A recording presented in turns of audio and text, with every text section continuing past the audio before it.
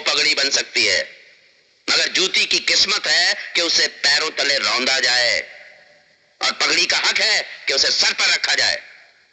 जब जूतियां बगावत पर उतराती है ना, तो पगड़ियों पर बहुत बेभाव की पड़ती है बाप जी।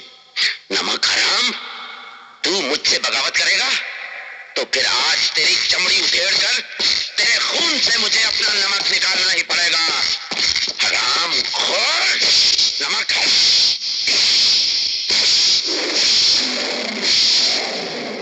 जी, अब मुझे जितना मारना चाहते हैं मारिए, मगर उन्हें छूट दीजिए। परसों पहले ऐसे एक घर तबाह हुआ था और एक नरसिम्हा पैदा हुआ। अगर आप उन्हें बेघर कर देंगे तो एक और नरसिम्हा पैदा होगा। ये तो और भी अच्छा होगा। मुझे तो जरूरत है ऐसे ही नरसिम्हा की, जो 2 रोटी और 1 बोतल शराब के लिए मेरी ड्योढ़ी पर आकर गिड़गिड़ाए। ऐसे आप और कितने नरसिम्हा बनाएंगे बाप जी? अगर जरूरत पड़ी तो इस शहर के एक-एक नौजवान को नरसिम्हा बना दूंगा, मगर उनमें से एक भी नरसिम्हा को। बाप जी! बाप जी! बाप जी! जय राधा माधव। आइए बाप जी। बहुत बहुत मुबारक हो रस्तोगी साहब। आज ही मुझे पता चला कि आपको बेस्ट इंस्पेक्टर का राष्ट्रपति पदक मिला है। ये लीजिए। जी शुक्रिया। लो बेटे। हमारे लोगों ने हमसे कहा कि आपको हवेली पर बुलाएं। हमने कहा नहीं, जिस हस्ती को इतना बड़ा सम्मान मिला है उसके पास हम खुद जाएंगे। जी आइए बैठिए। शुक्रिया। वैसे जब जब किसी भी व्यक्ति ने मेरे शहर का नाम ऊंचा किया है जी, मैंने उनकी जिंदगी बना दी।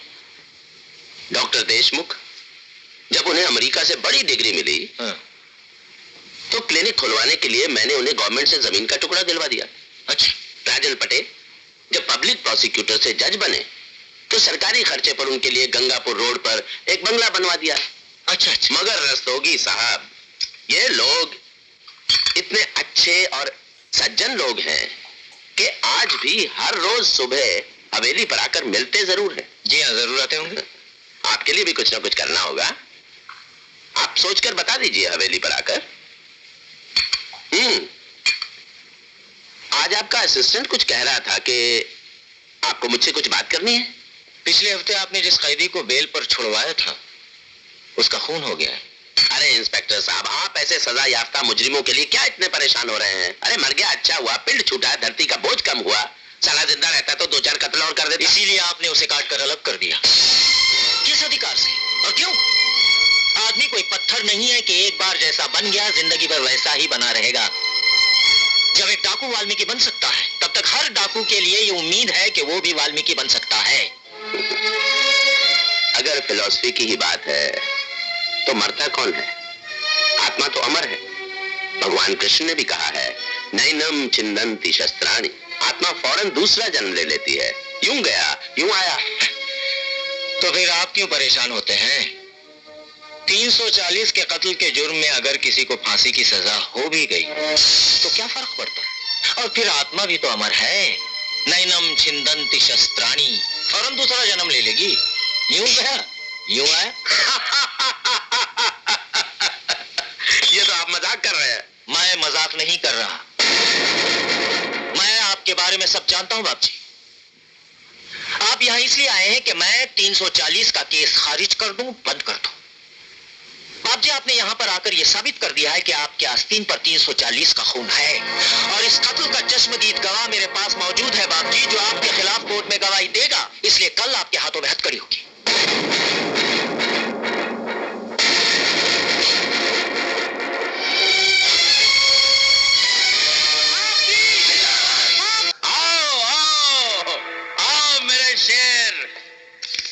ये ले तेरा इनाम, ये और ले, ये भी ले, ये सब तेरा है।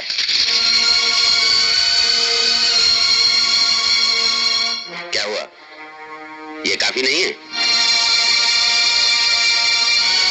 मैं उनको घर से बाहर नहीं निकाल सका बाप जी। क्या? तो वो लौंडिया और कल का छोकरा तुझसे ज्यादा ताकतवर साबित हुए? नहीं बाप जी, मेरा जमीर मुझसे ज्यादा ताकतवर साबित हुआ। ये क्या बकवास कर रहा है? होश में तो है? आज पी नहीं क्या? सच सच बता, बात क्या है? उनको वहीं रहने दो बाप जी। आपके सामने तो वो कीड़े मकोड़े हैं और कीड़े मकोड़ों पर भी कभी कभी दया कर देनी चाहिए। अरे बेवकूफ, तुझे उनसे हमदर्दी कैसे हो गई? बेघर होने का दर्द आप नहीं समझेंगे बाप जी, मैं समझता हूं। जब आसमान थूकता है और जमीन गाली देती है तो समझ में नहीं आता कि इस लाश को लेकर कहां जाएं।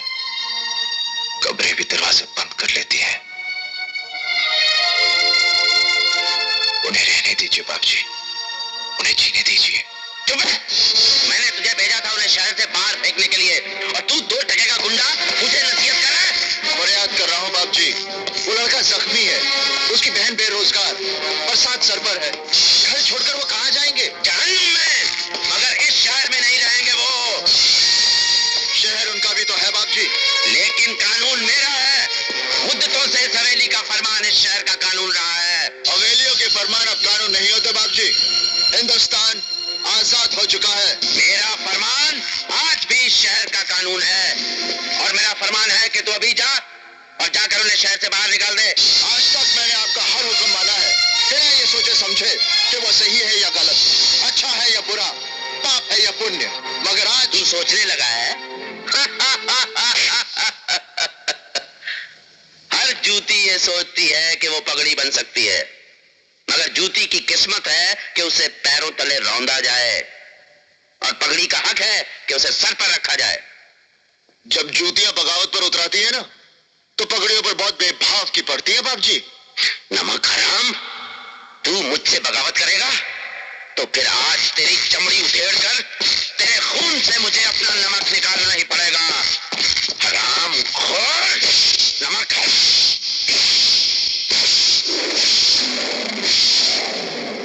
जी, अब मुझे जितना मारना चाहते हैं मारिए, मगर उन्हें छोड़ दीजिए। परसों पहले ऐसे एक घर तबाह हुआ था और एक नरसिम्हा पैदा हुआ। अगर आप उन्हें बेघर कर देंगे तो एक और नरसिम्हा पैदा होगा। ये तो और भी अच्छा होगा। मुझे तो जरूरत है ऐसे ही नरसिम्हा की जो 2 रोटी और 1 बोतल शराब के लिए मेरी जोड़ी पर आकर गिड़गिड़ाए। ऐसे आप और कितने नरसिम्हा बनाएंगे बाप जी? अगर जरूरत पड़ी तो इस शहर के एक-एक नौजवान को नरसिम्हा बना दूंगा। मगर उनमें से एक भी नरसिम्हा को उसकी जिंदगी का सही मकसद मिल गया तो आपकी हवेली की ईंट से ईंट बच जाएगी। हराम खोर, तुझे बाप जी की ताकत का अंदाजा नहीं है। मेरे बनाए नरसिम्हा की जिंदगी का मकसद मेरा हुक्म मानने के सिवा कुछ नहीं होगा। मेरे फरमान पर वो इस शहर में शराब और जुए के चलाएंगे, चुनावों में बूथ कब्जा करेंगे, दंगा करके हजारों घरों को तहस नहस डालेंगे, औरतों बच्चों तक को बेरहमी से काट डालेंगे। मेरे एक इशारे पर वो अपनी जान दे देंगे या दूसरे की जान लेंगे।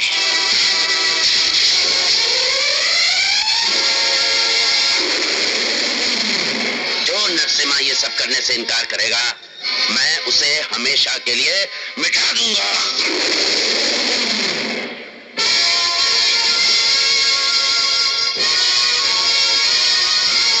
बस बाप जी, आपके नमक की गुलामी खत्म।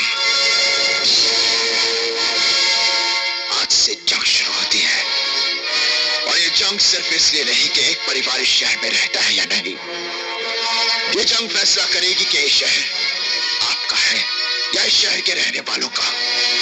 ये जंग फैसला करेगी कि इस शहर के नौजवान आप जैसे बाप जी के हाथों की कठपुतली है या इस शहर का मुकद्दर। आप अपनी पूरी ताकत लगा दीजिए उस परिवार को इस शहर से निकालने की। मैं अपनी पूरी ताकत लगा दूंगा उस परिवार को इस शहर में रखने की। मुझे इस शहर के हर नौजवान की कसम, मैं मर जाऊंगा लेकिन एक और नरसिम्हा पैदा होने नहीं दूंगा।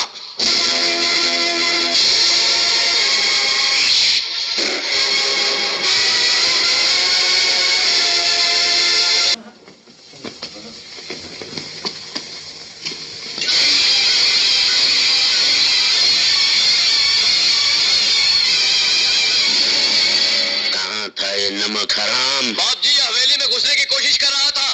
कल तक तू मेरे पैरों के पास बैठता था, लेकिन मुझसे बगावत करने का अंजाम देखा? मेरे सामने बंधा खड़ा है अपनी मौत के इंतजार में। क्या फर्क पड़ता है बाप जी के मैं जीऊं या मरूं? आग तो भड़क चुकी है। अब ज्यादा देर तक आपकी यह हवेली टिकी नहीं रहेगी। मेरी हवेली यूं ही तनकर खड़ी रही है और यूं ही तनकर खड़ी रहेगी। आपका खौफ मेरी ताकत के बिना एक झूठा हुआ है बाप जी। उससे आप हुकूमत नहीं कर सकते। हाँ, कौवे जरूर भगा सकते हो। मस्जिद में बैठ के हर कौवे को ये मुगालता हो जाता है कि वही मौलवी है। मेरी मीनार पर बैठकर तुझे भी ये मुगालता हो गया है कि आज जो कुछ होता है वो तू करता है। मगर जब भी आप पर मुसीबत आती थी आप पूरे शहर को दौड़ा देते थे मुझे ढूंढने। नरसिम्हा को लाओ, नरसिम्हा को लाओ। तू समझता क्या है अपने आप को? तेरे जैसे कई मसल दिए मैंने। ये क्या करता है? मेरे खिलाफ बगावत करने वाले घासीराम पाटिल का अशर पता है क्या हुआ था? साले को मैंने जिंदा चुनवा दिया था।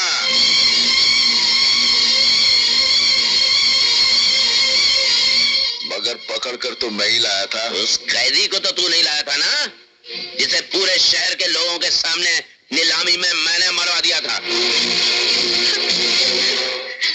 मगर मैंने भी तो नीलामी में सबके सामने आपका चश्मा उतार दिया था। तब तो आपने कुछ नहीं किया।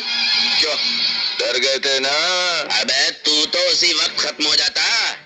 मेरे 25 लठैर तुझे शहर भर में ढूंढ रहे थे। मुझे मार भी दोगे तो क्या होगा? मेरे पास रवि तो है। मेरे सीने की आग उसके सीने में जलेगी। अबे उसके बाप को नहीं छोड़ा, तू क्या समझता उसे छोड़ दूंगा? इंस्पेक्टर रस्तोगी? हाँ, इंस्पेक्टर रस्तोगी आया था साला मुझे गिरफ्तार करने। यहाँ ही लिटा दिया था साले को गुप्ती से।